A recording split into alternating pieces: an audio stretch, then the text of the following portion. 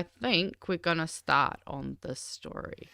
So I saw this story earlier today, and unfortunately, I can't say I'm too surprised either because I do go out to Newtown Yes. semi Yes. frequently. Sorry to jump in over No, the you top, go but for it, go for it. when I was walking from Newtown to the AGM event, I was counting how many homeless people I saw. And Mm-hmm. I also saw, sadly, a family friend of mine amongst the homeless. It Mm. was a very hard walk for me to do because I had to meet a time schedule. And It's I just also a had, big walk. it's a big walk, and I had to get there on time. But I also had to walk past my friend who is struggling with mental health issues. And Mm. she was just sitting out there in the cold while it was hailing. Yeah. So I was walking in the hail and everything, in the rain and whatnot, and I just saw her. So I was just like, and you can't do anything. You just have to walk past, and you're like, fuck. Yeah. No. And I mean, I'm very thankful and lucky that I haven't had to walk past anyone I know because I don't live from where I came from, but yeah, it's really rough because I know Mm-hmm. that one of the guys that used to um actually, we'll go through the article and that'll bring me into my point anyway. But they're kind of pointing out that basically in the suburb of Newtown, the homeless and unfortunate drug and antisocial behavior is happening on the streets more and more. And it's not just like, oh yeah, it's on some of the side streets. It's the kind of part of town where there's mostly just one main street Yep. because you basically go through Newtown to like get to Kilburnie and all of those suburbs, and you can't avoid it. It takes up almost the whole street now. Yeah. Because like I used to live in Newtown area, and I don't think there were any homeless people in Newtown when I first moved here about 8 years ago. Well, at least not that I saw, or that I experienced. But One thing I want to say is mm, that because I live in Ekitahuna, I very rarely see homeless people. But yeah. I was very grateful to have the opportunity to walk down through Newtown to get an understanding and see for myself firsthand what is happening. So that was one good thing about me staying in Newtown with my sister is I got to see firsthand all of this what's been covered here. Absolutely. Yeah, because like it says here, resident and business owner Duncan McLean has coined a new phrase, NFN, normal for Newtown. He said an increase in homelessness and drug dealing in the past year has created a new and at times frightening normal. It's worse. It's the worst it's been in 24 years. Newtown is famous for its interesting characters who the society tends to enjoy having around, but it's just got really bad with begging and homelessness and at-risk folks being affected by drug dealers. He said that he had organised several street cleanups, which had uncovered hundreds of small bags, which probably once contained drugs, Yep. as well as food and even human feces behind the back of a bus shelter. You know one sight that I saw when I was walking down? Mm. I saw a man who was staring at bread on the ground on the street, contemplating eating it. Yeah. That's how bad the problem is getting in Newtown. No, and I mean, yeah, it's heartbreaking, but He yeah, was just staring at it like, yeah, it's like I could eat this. It's like, yeah.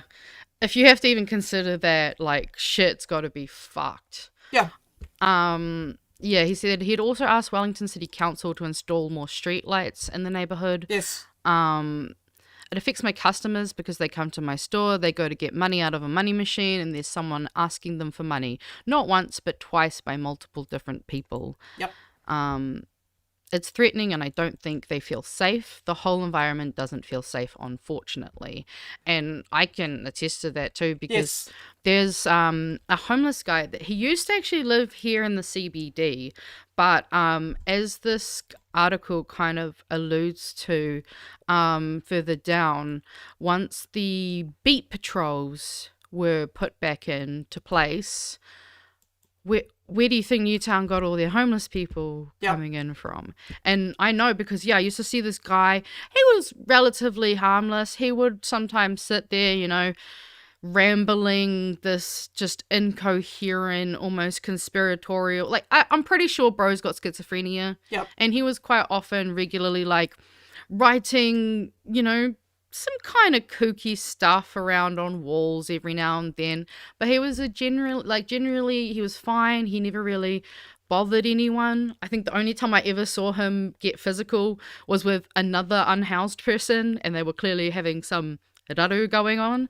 Yep. And yeah, he lives out there now, and like, sometimes I might see him, but I've also noticed now that when I catch the bus, because I have to catch the number 4, which goes from basically Victoria University area through to Kilburnie to the supermarket, and the amount of times I'm seeing homeless people kind of just like jumping on the bus, obviously not able to pay, and most bus drivers are pretty good. They just let them on. It's the same around here. You get those GC bus drivers who are just like, yeah, get on. There are also bus drivers I've seen, unfortunately, who can be quite vehemently no. That being said, some of them can actually be quite aggressive, so I also completely understand that. But I've seen like they're commuting in and out of town. Like the homeless are commuting.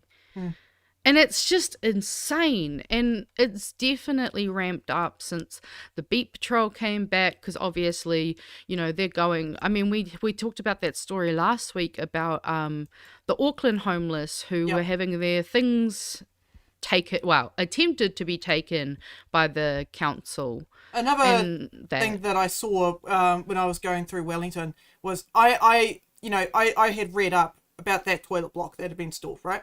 Everyone's been going on about it. The toilet, it's like, that's so expensive and overpriced. And then, as I was walking in, I saw the value of the toilet block. It's really well lit. It's a safe place for homeless people to go to the bathroom, because everyone deserves to use a damn bathroom at night. Absolutely. Or during the day.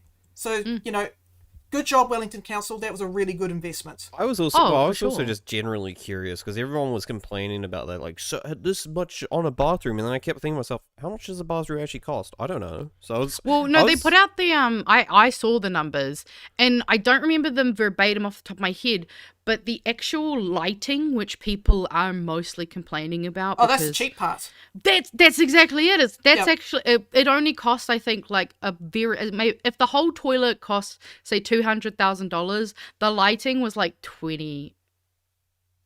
And that lighting is really 20, important. 000. People go, oh, it's rainbow lighting, and I'm like, well, guess what? You want a well lit area, because that way, if anything goes down, you've got the cameras that pick it up. Well, yeah, that's why they complained about the toilets that those ones were replacing, because Te Aro Park wasn't always the bathrooms weren't the best lit, and the vantage points were all, you could conceal stuff. It was like a whole safety issue as well. But yeah, so like this kind of, I saw this and I went, unfortunately, I'm not surprised when we see, what's, I guess, been done in terms of the Beat Patrol and the increased kind of, I guess, focus on trying to hide the homeless. I then found that really interesting, because it's going to come into our second story, which is Cabinet Paper Leak Suggests Minister Nicole McKee's U-turn on alcohol sales reform. So leaked cabinet paper shows the government was planning to restrict the hours bottled stores and supermarkets could sell alcohol, but then backed away to focus on reforms more friendly to the alcohol industry. Oh, for God's sakes, okay. Yes. So the Associate Minister is reforming the Sale and Supply of Alcohol Act, and had said that part of her focus would be reducing alcohol harm, which currently costs the country $9.1 billion a year. But in a leaked document, including a draft cabinet paper, suggests the minister is now switching the focus of her reforms to making business easier for the alcohol industry. The documents show McKee initially proposed to change off-license sale hours from the current 7 a.m. to 11 p.m. to only be 12 hours between 9 a.m. and 9 p.m. Has anyone seen Thank You for Smoking? Yeah, do we have to say thank you for alcoholics now? What? No, because in that they have a nickname for like the 3 lobbyist people. They call them like the group of death. I don't remember. It's been a while since I've seen it. But that's literally, now we have confirmed those 3: alcohol, tobacco, and guns have all been lobbied in this government. And isn't it all by the same person? No. The other one was Costello was the smoking. Yeah, tobacco smoking lady. Yeah, okay. Yeah. So I two just- ladies. You had Hoggard was also the baby formula one, which is a weird lobby group that I'd never expected to happen. This just boggles my mind. I'm looking at this as a libertarian, right? And I walk past the homeless and I go, these people are not free. They are dependent on drugs, dependent on alcohol, right? They don't have a house. They don't have... So all of these things are impacting their freedom of movement. They can't get help, so they can't express themselves in a way that is safe for the community. It's like these people are not free. They're stuck in their brains. They're stuck in their own minds, right? And then you've got Nicole McKee over here going, yeah, we should encourage people to buy alcohol, for longer, or it's like, what is this? It's like, who's the freedom for?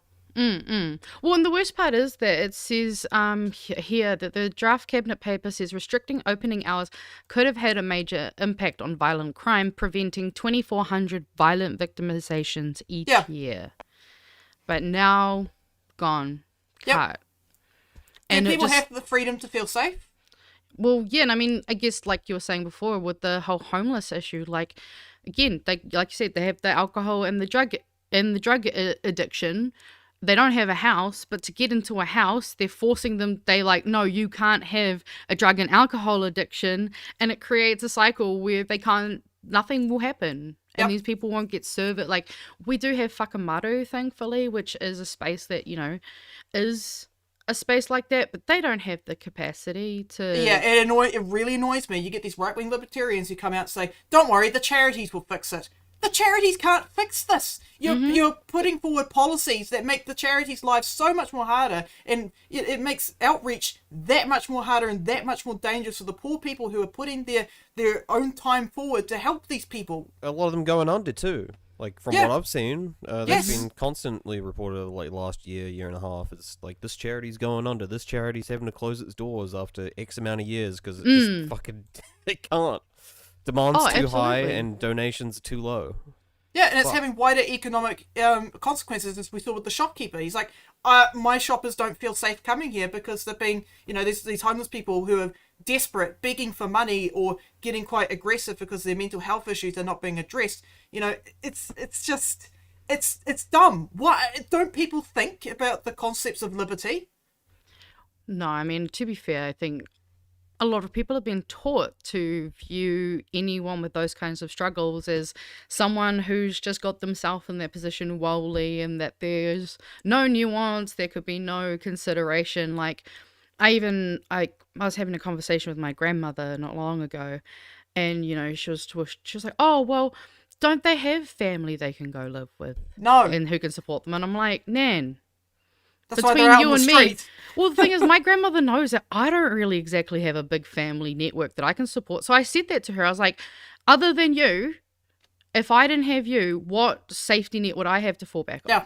And that made her go, oh, yeah, okay, I think I get it a little bit more now. And it takes just stuff that little to make some people click, because this is why I say you cannot have liberty without equity. Exactly. If my safety net is my family, and if you think of the entire country as a giant family, Exactly. But for some reason, when you think about it like that, it's like, every man for himself.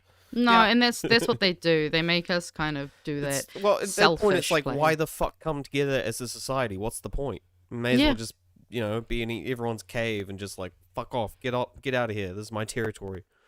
Yeah, but they want your taxpayer money. That's true. Yeah. They don't want to help you. They just want to take your shit. Oh, absolutely. And I mean, there is so much evidence that shows that, having alcohol available for a longer period of time is just going to make things worse, because guess what? When people get drunk, they get angry and belligerent, and shit pops the fuck off. It's just very frustrating, and something that, like, I saw kind of the two within a few articles of each other, and I went, oh yes. So I can definitely see the links between these two stories. And you combine drugs. Yeah, I mean, then you combine drugs and alcohol together, and what do you get? And then you've got also issues with people who can't get the medications they need. For example, I take ADHD medication. right? That's been really hard to get my hands on recently. Oh, I bad. have to go around the Wairarapa to different pharmacies just to get my medications. Now, God forbid, you've got people who are on the street, who are homeless, who are really struggling to get the medications they need to be able to hold down a job, to be able to focus, right? And because they don't have a support network, like in the form of a family, they end up on the street. Or in a car, or under a bridge, or in a tent in a muddy campground. Absolutely. And I mean, there's even just like, not even just that, but like people who can't get access to medications that they need, or people who don't even know that there's medications they need, who end up being addicted to a lot of these things because they're trying to fill the void that they don't realize. We live in a actually being country. medicated. We live in a country where it's easier to get meth than it is to get methylphenidate. Yeah. I am not joking when I say that. Oh, No, and but- even on the illegal market, I don't know this, but it's harder to get ADHD medication even there, like illegally even. Yep. It's like Oh, yeah. I Yeah, mean, your methylphenidate. it's harder to find weed a lot of the time Yep. than it is to get meth, yeah, your which dad is was like, "You fucking wanna try this?" insane. It's like, fuck off. Like, yeah, exactly. And actually, funnily enough, you know what? Since we do have to finish on time, let's just roll into the next Let's one. roll it. Oh, I pressed the wrong button. That would have been so Oh. smooth if I pressed the right button, guys. Sorry, I keep distracting. Aw. I keep distracting Magento. No, it's fine. That was me just being a dumb bitch. Nah, I clicked the wrong button. But yes, so first of all, don't know jack shit about this mayoral candidate. Don't know if he's a good person or if he's a bad person. But there's one part of this that I found really interesting, and I do think could be a conversation that is had. Just maybe not with someone, I don't know. I'm probably being judgmental because he's old and white, but I just assume that maybe he's not squeaky clean. But Wairoa mayoral candidate wants council-run cannabis business. So essentially, as part of his kind of campaign, he is campaigning for council-owned cannabis businesses as obviously a way to create a new revenue stream. But also a part of it is that it would also include at retail price $100 ounces as a mail order business. Ooh. Right? Dang. Right? That's cheap. That's Unheard of cheap. That's pretty good. And yeah, he's 70 years old. He ran a taxi business for 30 years in Wellington and then lived in Christchurch for 10 years. I support this policy. Well, so do I, and that is why I found it quite interesting, because I thought, why have we never thought to ask? Also, Based. like I don't know like the retail analysis he's done to like around the world to get to that pricing for an ounce, but if that's the choice, if that's the price that he's proposing and that actually holds water, that just shows you how much in like tax money is just being completely skirted in the illegal drug trade. It's like what you maybe 200 for an ounce or something would be considered pretty damn cheap. Oh yeah, 200 would be, at least in Wellington, unheard of cheap. I mean, you can find it, but it's usually crap. So. Yeah, true. Well, okay, but that it's worth for, because actually, I Good really, stuff's I getting do, up like 300. I do support this because there are problems with gang activity and stuff like that up there, up in Wairoa and whatnot, and to give people a way out from producing meth and selling it, to give them something like this where the money goes back into the community for community-based projects, I support that. Absolutely, yeah. I mean, it doesn't list a lot of detail, but it says here, medicinal cannabis license for district council, 200 contractors, £200, $3,000 a week, and shares for the $100 an ounce mail order medicinal cannabis market. And I believe, because I mean, that would create some amazing. He also is for passenger rail, which And free Wi-Fi.